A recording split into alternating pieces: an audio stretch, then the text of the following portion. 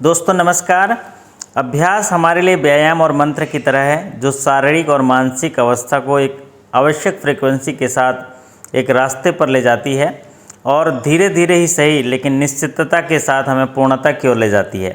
विश्वास के साथ अगर नियमित अभ्यास के लिए अगर एकजुट ताकत लगा दी जाए तो एक अद्भुत शक्ति का निर्माण होता है जो हमारे शारीरिक और मानसिक जो आयाम है उनको जोड़ते हुए योजनाबद्ध तरीके से सफलता की ओर ले जाती है। महत्वाकांक्षी लोग अपनी महत्वाकांक्षा को पूरा करने के लिए कठिन परिश्रम करते हैं परंतु कभी भी हारने के बारे में नहीं सोचते हैं। इसलिए अभ्यास एक ऐसा साधन है जिसका उपयोग हम स्वयं को बेहतर बनाने के लिए कर सकते हैं। देखिए ना, वो हर एक काम आप बेहतर तरीके से कर पाते हैं जिसके लिए आप रोज़ अभ्यास करते हैं। तो प्रतिभाओं और क्षमताओं को निखारने के लिए अभ्यास जो है एक संसाधन है और अभ्यास को अगर आप दोस्त बना लेते हैं तो सफलता हमेशा आपके साथ रहती है। तो ठीक उसी के तरह से हम एक अभ्यास लेके आए हैं जिसमें हम इम्पोर्टेंट क्वेश्चन के बारे में चर्चा करेंगे। ये रेगुलर अभ्यास जो सवालों की हम चर्चा करते हैं क्योंकि यही सवाल जो हैं एग्ज़ाम में आएंगे और एग्ज़ाम में सवाल ही आने हैं तो हमें अभ्यास भी सवालों के करने चाहिए। और सकारात्मक दिशा, सही मार्गदर्शन और परिश्रम और धीरज के साथ अगर हम आगे बढ़ते हैं तो हमारी सफलता सुनिश्चित होती है। इसी कड़ी में मैं एक सेशन लेके आया हूँ जिस पर हम बात करेंगे इंपॉर्टेंट क्वेश्चन आने वाले एग्ज़ाम को देखते हुए। तो चलिए आज का सेशन शुरू करते हैं। आज पहला प्रश्न आपके स्क्रीन पर इस प्रकार है। पहला प्रश्न के अनुसार, charge created in case of immovable property. जहाँ भी सिक्योरिटी के तौर पे इमूवेबल प्रॉपर्टी है वहाँ पर कौन सा चार्ज क्रिएट होता है, और आपके ऑप्शन है हाइपोथिकेशन, मॉर्गेज, प्लेज, लियन। जी हाँ, क्रिएशन ऑफ चार्ज जो है ये इम्पॉर्टेंट टॉपिक है एग्ज़ाम के लिए और 2 से 3 सवाल आ रहे हैं अभी हर एक एग्ज़ाम में। IBPS के जो प्रमोशन एग्ज़ाम है बैंकिंग के, तो आप इसको अच्छे से पढ़ लीजिएगा।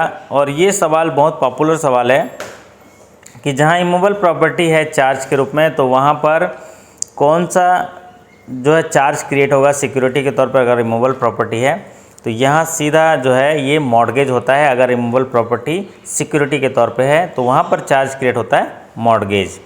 चलिए अब बढ़ते हैं। सवाल नंबर 2 आपके स्क्रीन पर इस प्रकार है। Updation of KYC is required again in case of medium risk customer.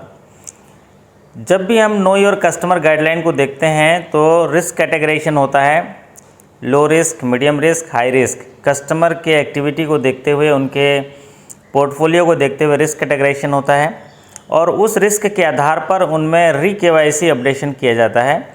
तो यहाँ पूछा गया है अगर मीडियम रिस्क का कस्टमर है तो मीडियम रिस्क के कस्टमर के लिए KYC का अपडेशन कितने साल में होना चाहिए? 1 साल में, 2 साल में, 8 साल में, 10 साल में?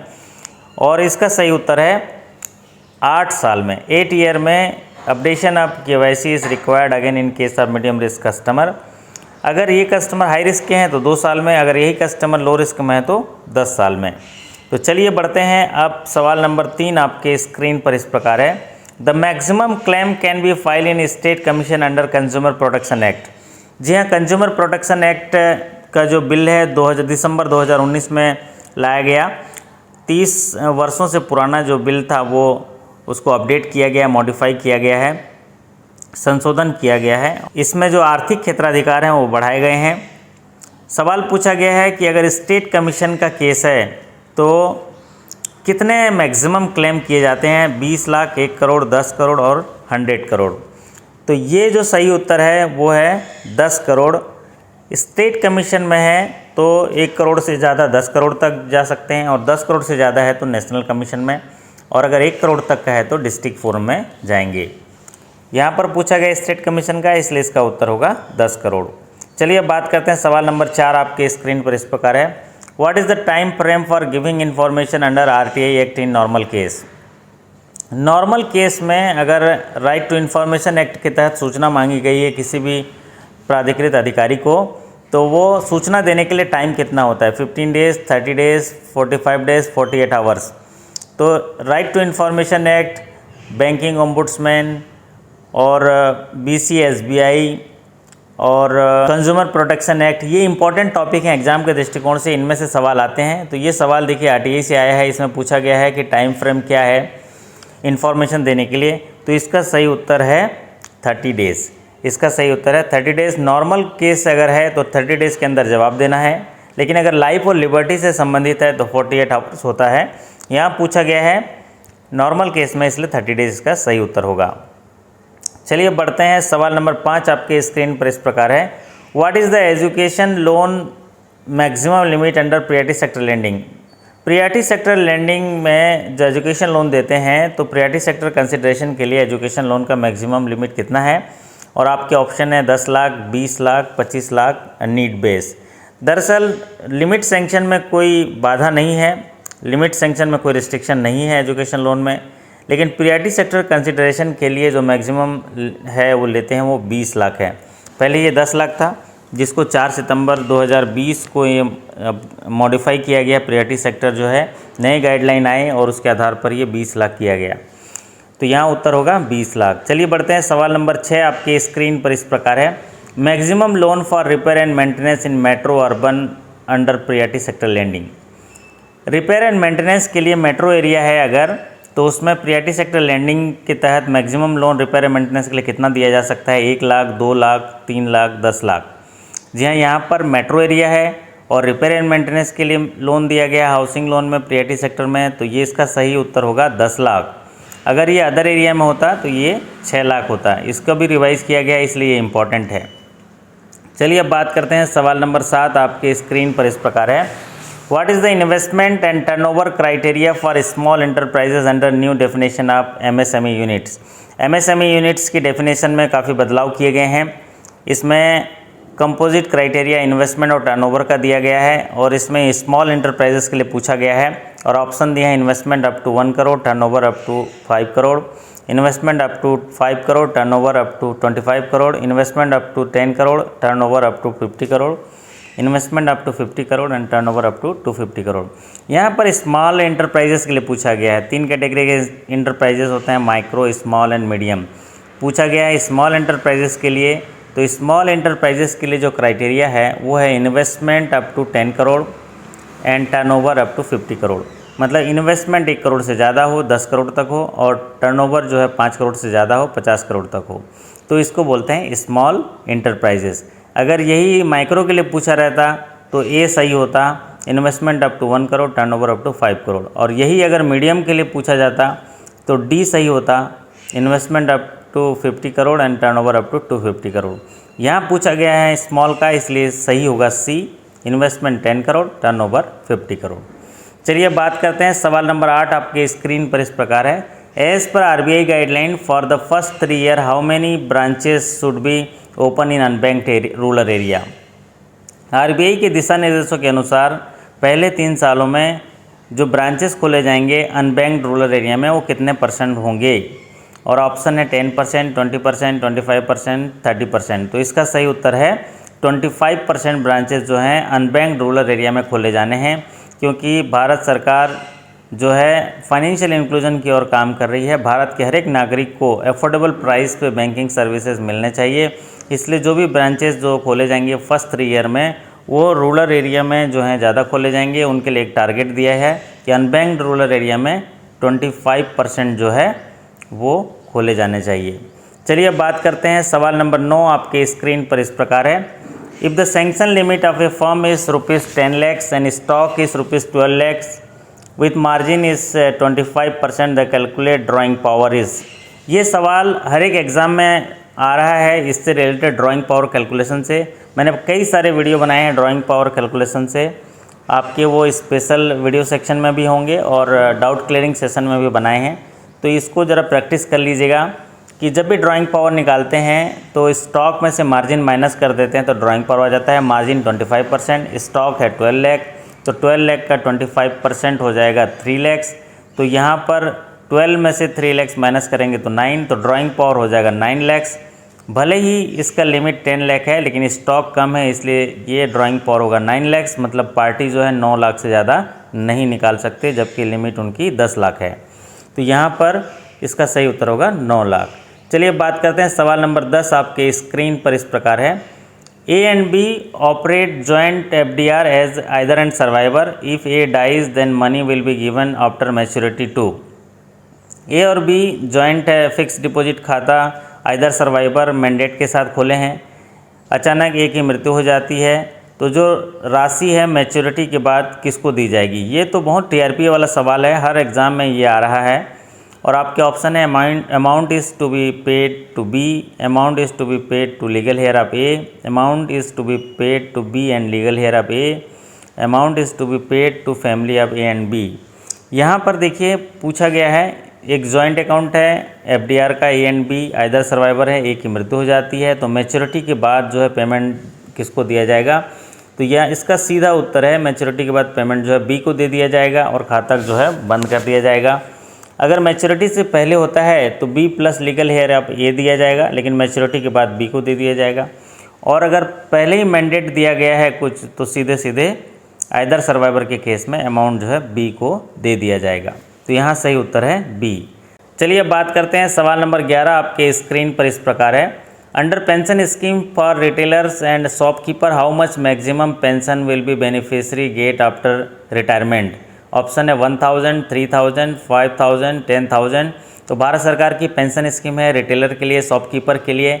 इसमें मैक्सिमम पेंशन जो है वो रिटायरमेंट के बाद मिलती है 3000। इसका सही उत्तर होगा 3000। चलिए बढ़ते हैं सवाल नंबर 12 आपके स्क्रीन पर इस प्रकार है।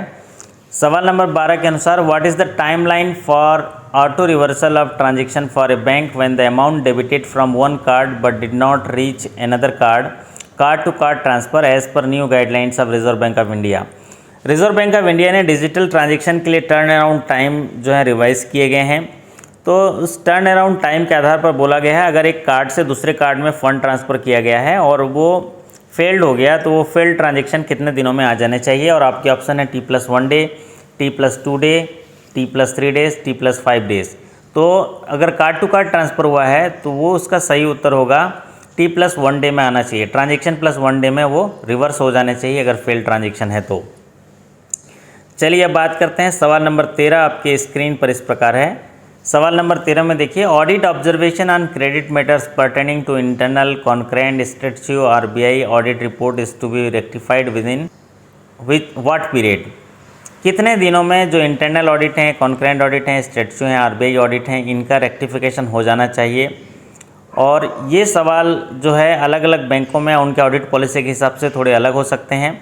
ग्रामीण बैंक में अलग हो सकते हैं, दूसरे बैंक में अलग हो सकते हैं। तो ये सवाल जो है आप अपने ऑडिट पॉलिसी के हिसाब से देख लीजिएगा। लेकिन यहाँ पर जो है ये सवाल जो है सेंट्रल बैंक ऑफ इंडिया के लिए मैंने तैयार किया है। तो यहाँ पर देखिए 30 डेज़, 60 डेज़, 3 मंथ, 6 मंथ। तो यहाँ पर रेक्टिफिकेशन के लिए जो टाइम है वो है 60 डेज़ है। आप अपने बैंक का थोड़ा सा इसको रिफ़र कर लीजिएगा, हो सकता है आपके लिए 30 डेज़ हो या 45 डेज़ हो। यहाँ पर जो सवाल है वो 60 डेज़ का है।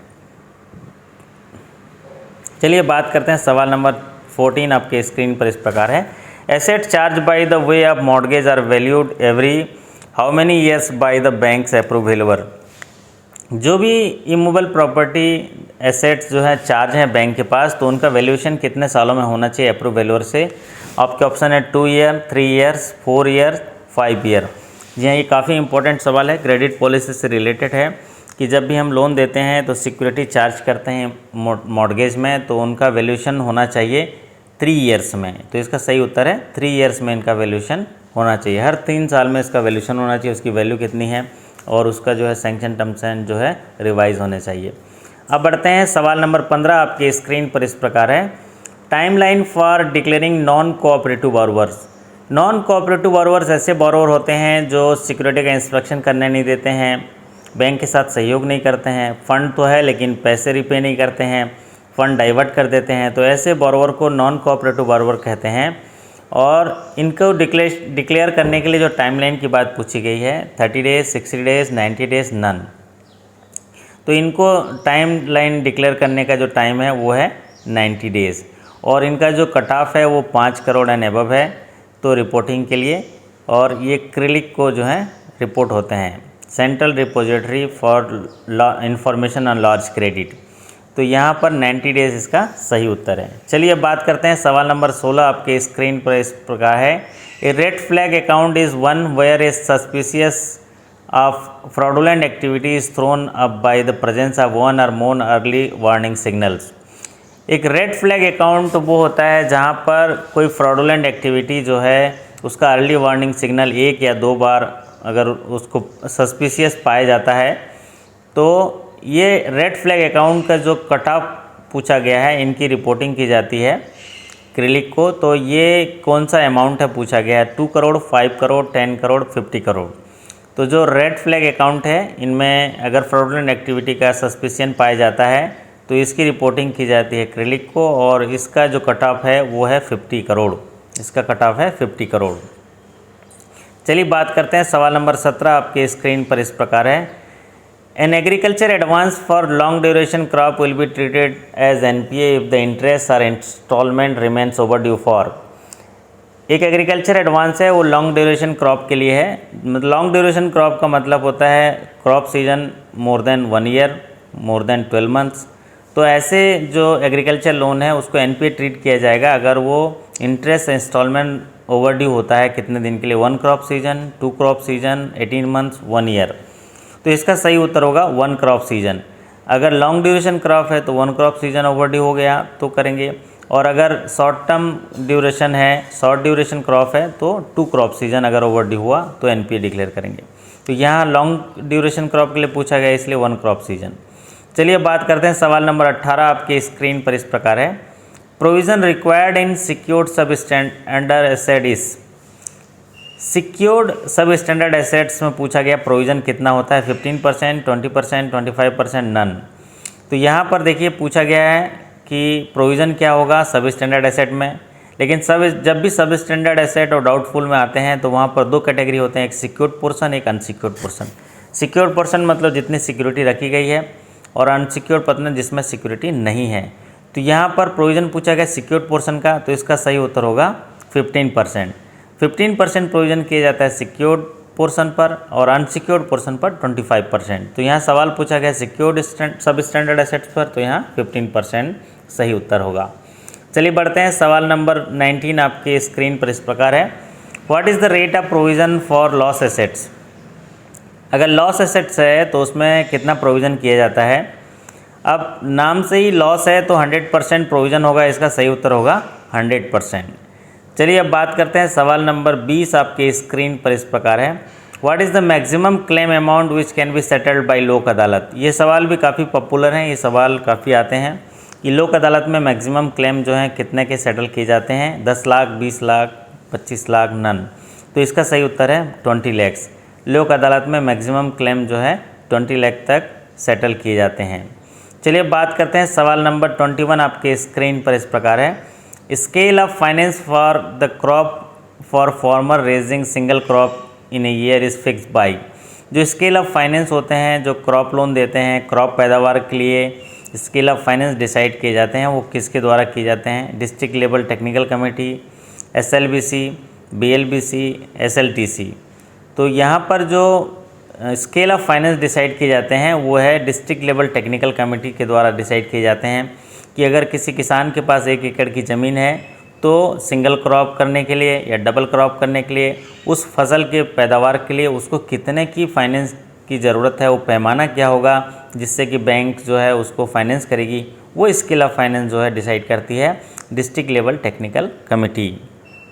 चलिए बात करते हैं सवाल नंबर 22 आपके स्क्रीन पर इस प्रकार है। Under cent SSG bank linkage collateral securities waive for the loans. Under cent SSG bank linkage collateral securities waive for the loans. जो SSG लोन दिए जाते हैं तो एक पर्टिकुलर स्कीम के बारे में सवाल पूछा गया, सेंट SSG बैंक लिंकेज। वैसे कोलेटरल जो है 20 लाख तक जो है वुमेन के जो SSGs हैं उनको 20 लाख तक नो कोलेटरल दिया गया है। तो यहाँ पर सेंट SSG एक पर्टिकुलर स्कीम है जिसमें कोई भी कोलेटरल नहीं लिया जाता है, इसीलिए यहाँ पर नो कोलेटरल होगा। लेकिन अगर साधारण तरीके से पूछा जाएगा तो वुमेन SSGs के लिए जो लोन देते हैं उनको 20 लाख तक जो हैं वो कोलेटरल वेव्ड किए गए हैं, तो यहाँ पर होगा नो कोलेटरल। चलिए अब बात करते हैं सवाल नंबर 23 आपके स्क्रीन पर इस प्रकार है। पूछा गया है marginal farmer means the farmer with land holding of. Marginal farmer से जुड़ा हुआ सवाल पूछा गया, मार्जिनल फार्मर किसे कहते हैं।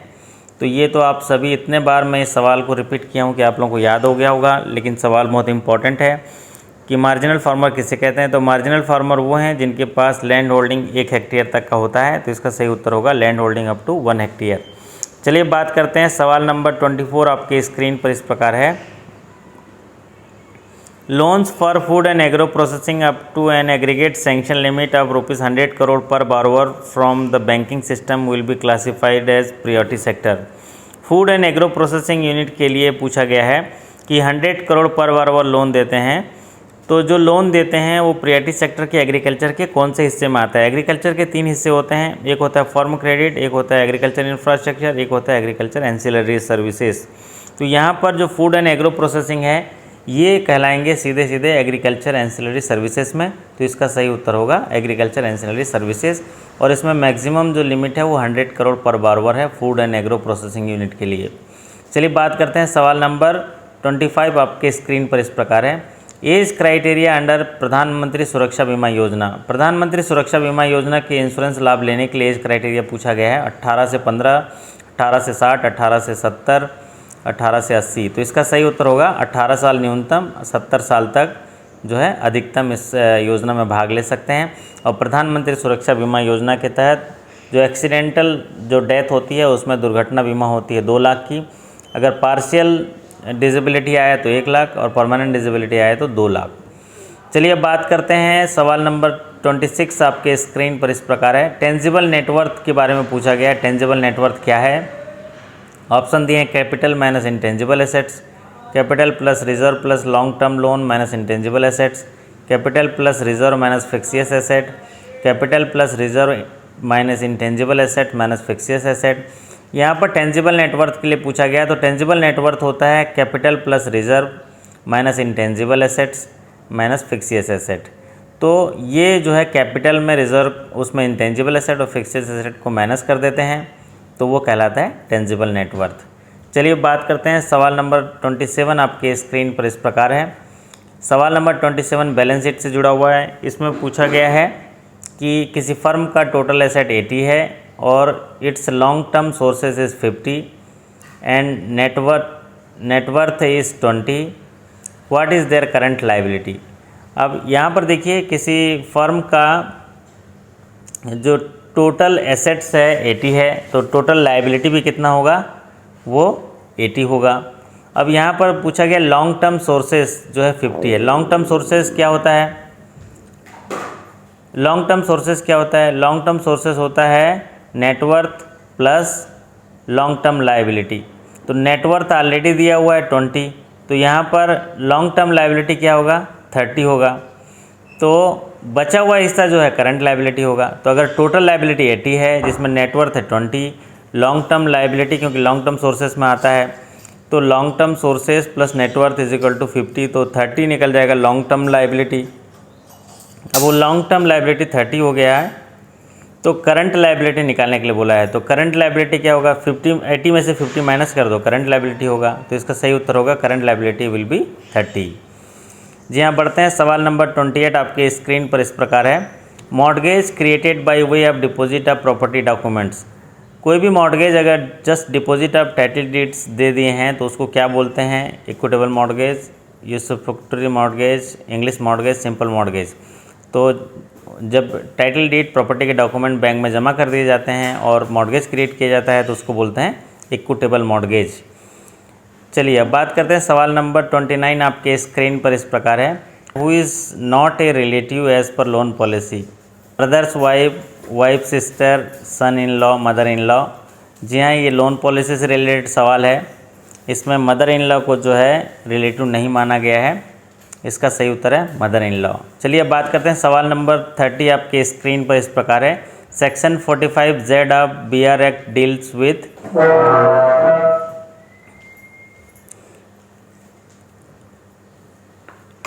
Section 45Z of BR act deals with. आपके ऑप्शन है nomination for deposit, nomination of safe subsidy, nomination for safe custody, nomination for safe deposit locker, none of this. यहाँ पर पूछा गया सेक्शन 45Z जो बैंकिंग रेगुलेशन एक्ट 1949 का है वो कौन सा परिभाषा से रिलेटेड है? तो यहाँ पर जो दिए गए हैं नॉमिनेशन से रिलेटेड ये कोई भी नहीं है या नन है, तो यहाँ पर सही उत्तर होगा none of the above. Actual में 45Z जो होता है बैंकिंग रेगुलेशन एक्ट 1949 उससे रिलेटेड है। जिसमें किसी इंस्ट्रूमेंट का भुगतान हो जाता है, उसके बाद वो इंस्ट्रूमेंट की कॉपी जो कस्टमर मांगता है उसको बोलते हैं 45Z बैंकिंग रेगुलेशन एक्ट के तहत वो डील करता है।